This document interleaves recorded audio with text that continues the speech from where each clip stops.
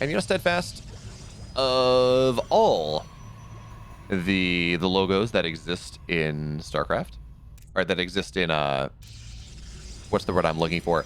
In StarCraft teams, I'm a big fan of Blazers. It's just so clean.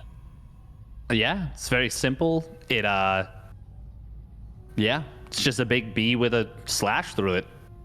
Simple, clean, interesting. The more I look at it, it's starting to look like a P though now. Oh, I think I just broke my brain. Well, all right, it was bound to happen. Don't worry, we saw Doublegate Forge, and if that didn't break your brain enough already, I mean, I say that as if that is an uncommon build in PvP, which not really. But if that didn't break your brain enough, because we gotta continue with the storyline, I don't know what will. Well, I mean PvP. I come from NA, Beowulf. Come on, I'm ready for a good solid clown fiesta. I was born in the circus. Other people merely adopted it. You know, I understand when my opponent just warps in 17 sentries and doesn't attack. That's just NA. That's just NA, baby. Here's my question: with those sentries, if they're not warped in a circle, is it truly a circus? Because like the circus means that like an oval or something that it comes from like Roman racing tracks. Anyways, horrible. I'm sorry. Welcome to bad Latin jokes with Bayo here. It's not like we've been live for 7 hours. No. It's not like some kind of weird sleep deprivation. Oh, he pulled a couple of probes there to try and kill that. Oh, defensive Stargate versus proxy Stargate. That is really, really good on paper here for ForJumy, but it is going to come down a lot to whether or not he scouts this. Because if he doesn't, I mean, that defensive Stargate isn't going to help him at all. And now we see an aggressive pylon from ForJumy. Interesting. ForJumy is not going to find this. I don't think he is not on the hunt. So this proxy Oracle could get a lot done, and ForJumy is not building a shield battery in response. There's no stalkers in the mineral line. This could be lights out, but Krystianer did forget his warp gate. Oh, that is a very, very late warp gate. We're going to say it was planned. It was all part of the build. Oh, that shield battery is so late. And the stalkers he does see this. He's going to see it now. Probes are going to get pulled. One worker goes down. What is the total damage that Krystianer is going to be able to get in this game? It looks like a grand total of... Oh, no, he's going to get one on the...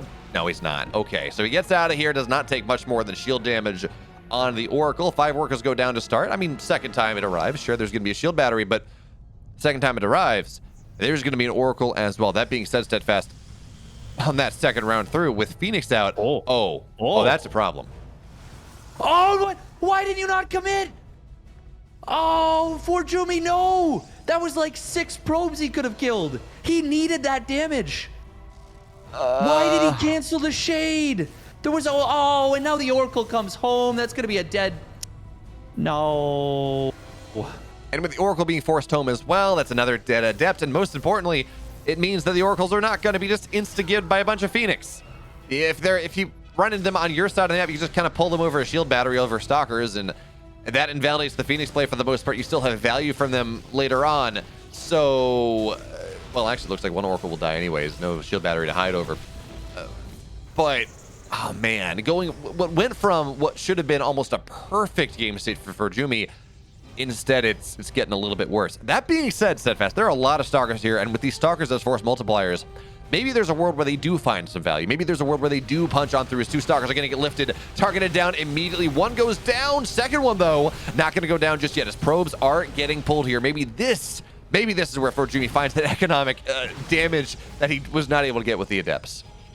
He certainly does need to. He is doing a 1-base all-in right now. We're going to see Zealots warping in. Oh, he is actually supply blocked right now. Cannot warp in aggressively. This is a really big problem. He's going to lose one of the Phoenixes here. We are going to see probes pulled against this. Krystianer is still up quite a few workers, though, at this point. His battery overcharge is back on cooldown, but ForJumy getting supply blocked at a really critical time. Meanwhile, the stasis ward on the other side of the map only going to grab 2 probes, but still quite a problem. He's going to attack back in here, but Krystianer is now up in Stalkers. The Phoenix takes one of them out of the fight, but it's not enough. Yeah, it's really not. And even then, we noticed he wasn't even targeting down the stalkers that were outside of it. There we have it. ForJumy falls. Krystianer, he's one map away from the next round. That is a really rough one for ForJumy right there. If he gets in with those 2 adepts, he equalizes the worker count. He gets a huge amount done. Instead, he just loses them basically for free. That is a really, really painful loss right there. That it is. But, maybe there's a chance. Maybe we go more. I mean, ForJumy, again, we're looking at with our omniscient perspective. We're able to look at this and say, wow, ForJumy had like these 3 different opportunities to really kill his opponent and really find an advantage. And he just doesn't take advantage of it whatsoever. And they're like, okay, well, he had shots, he had opportunities. He just did not identify them in time. And Steadfast, you were talking about this during one of our breaks. These group stages really do feel like one of the strongest examples of the impact a LAN environment can make. And maybe that's just because it's been 2-3 years since we last had a LAN that wasn't, say, Katowice, which already had seasoned players in it.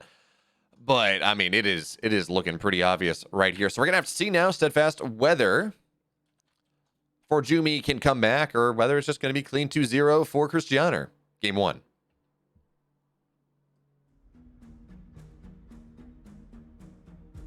All right, here we go. Spawning up at the top right of Data C, Under the Sea. It is Berserker Esports ForJumy, looking to send us to a game 3.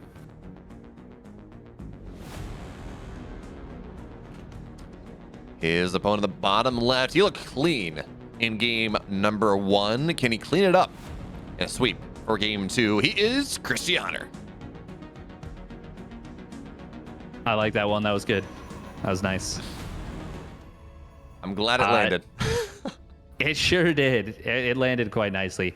We are going to be seeing the 1 gate expand this time from ForJumy, whereas it's going to be Krystianer who is going for the high ground gateway setup this time. So a little bit of a reversal of the match between ForJumy and Petit Drogo. ForJumy, I was gonna say, is he looking for anything specific? But no, he's gonna get up into the main base. Will find the double gate. And yeah, I want to circle back a little bit. To say that a LAN environment is, it makes things more difficult is obvious. But I feel like at this LAN environment in particular, it might be even more brutal based on what Scarlett was saying. She was saying that the noise is extremely loud right next to the player area. So in addition to being outside of your comfort zone and in kind of a less like you don't have your own setup, you don't have any of your own, maybe your keyboard is not like in the same thing, your desk height is weird, you're kind of bumbled up to a bunch of other people, you're not wearing your comfy clothes, you don't have your slippers, all that jazz. You're also having to deal with a ton of noise. Yeah, I know. If you're not paying attention, a lot of players they're kind of documenting their Katowice journeys on their Instagrams, which is pretty cool. But I know Kellizer, for example, he went and he just brought like the type of headphones you would use if you're mowing the lawn or something, and he just slaps that over and says, "Oh, I'm fine."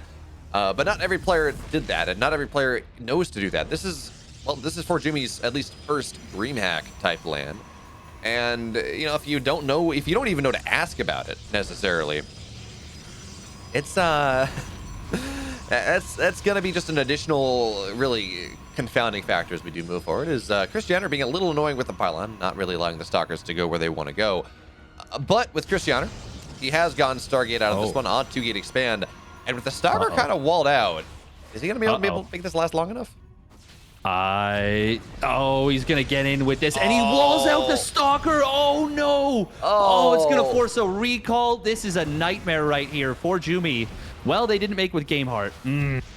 4 probes already going down. We're gonna see a little bit of whiffed target fire, but yeah, this actually might just be over right here. This is over, especially with the Oracle on the way behind this. Yeah, finally one Adept is dead, but no, the other one still has a ton of HP. The Stalkers are doing what they can, but ForJumy is on 14 workers. He lost 11 probes. And yeah, sure, he's blocked the natural. Wait, did he? He just lost another probe. Oh. He got another probe. Yep, there we have it. And yeah, there it is. GG gets called. Yeah.